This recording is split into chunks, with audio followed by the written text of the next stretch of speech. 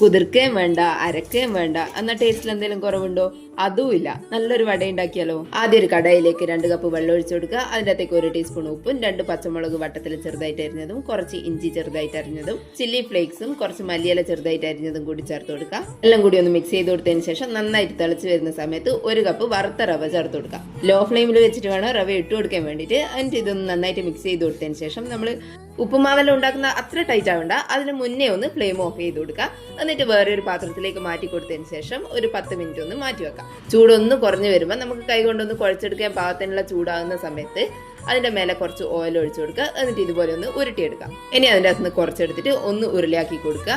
ഇനി അതൊന്ന് കയ്യിൽ വെച്ചിട്ടൊന്ന് പ്രസ് ചെയ്തതിന് ശേഷം നടുവിൽ ഒരു ഹോൾ ഇട്ട് കൊടുക്കാം. മുഴുവനും ഇതുപോലെ ചെയ്തെടുക്കാം. ഇനി ഒരു പാത്രത്തിൽ ഓയിൽ ഒന്ന് ചൂടാകാൻ വെക്കുക. ഓയിൽ നന്നായിട്ട് ചൂടായതിനു ശേഷം ഫ്ലെയിം ഒന്ന് കുറച്ച് കൊടുക്കുക. അതിനുശേഷം നമ്മൾ ഉണ്ടാക്കി വെച്ചിട്ടുള്ള വട ഇതിൻ്റെ അകത്തേക്ക് ഇട്ട് കൊടുക്കുക. ഒരു ഭാഗം ഒന്ന് കളർ മാറി വരുന്ന സമയത്ത് മറിച്ചിട്ട് കൊടുക്കുക. എന്നിട്ട് കുറച്ച് കഴിഞ്ഞാൽ ഒന്നും കൂടി തിരിച്ചിട്ട് കൊടുക്കുക. ഇങ്ങനെ മാറി മാറി ചെയ്തതിന് ശേഷം നന്നായിട്ട് കളർ മാറി വരുന്നതിൻ്റെ അകത്ത് നിന്ന് കോരി മാറ്റാം. റവ വട ഇതുപോലെ സിമ്പിളായിട്ട് ചെയ്തെടുക്കുക. നല്ല ടേസ്റ്റിയാണ്. കറിയൊന്നും വേണ്ട.